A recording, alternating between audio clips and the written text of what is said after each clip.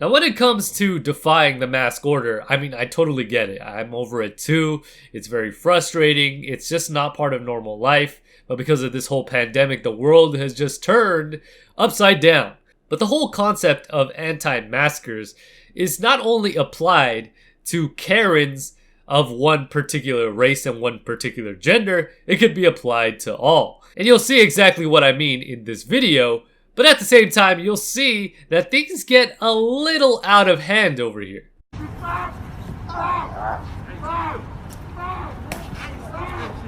So you're probably asking yourself, what the heck am I even watching over here? What even led up to this whole thing?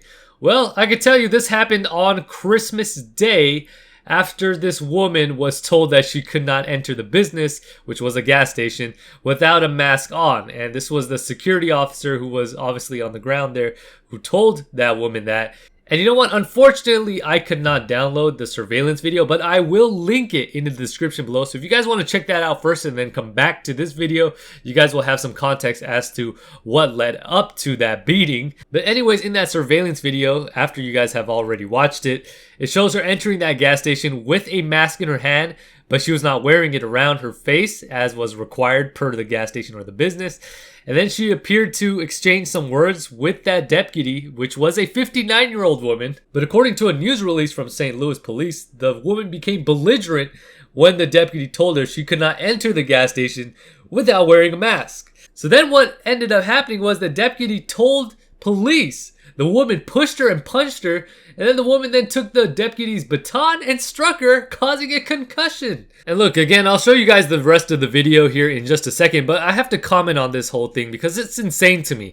Like, I get it. I'm not a fan of wearing a mask either, but you don't have to beat somebody for giving you those instructions to wear it. I mean, seriously? They're another human being. They have a job there to do, and I understand that. Just either walk away or don't even come back to that business if you don't want to wear the mask. I mean, you don't need to beat somebody's butt in order for you to make your point. I mean, you can argue all you want all day long, but man, putting your hands on somebody for that reason is just not right with me. Okay, but anyways, here's the rest of the video.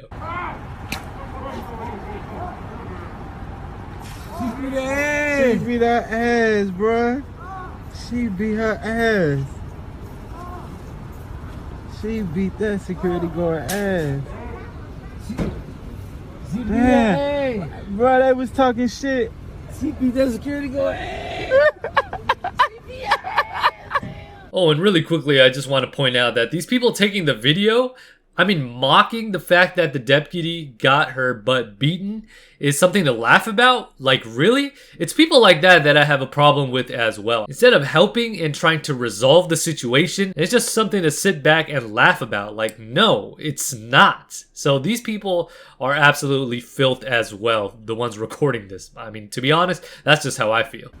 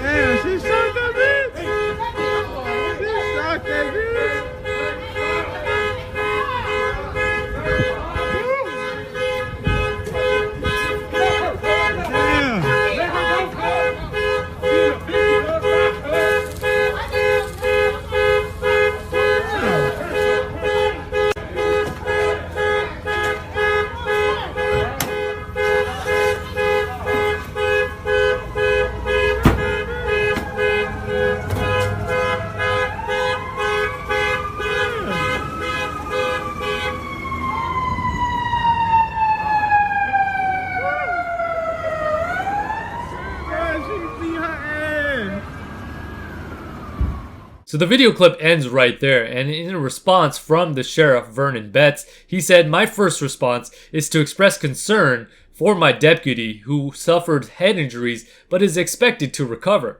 She performed admirably while injured and under duress. Secondly, this incident points to the danger law enforcement officers face every day.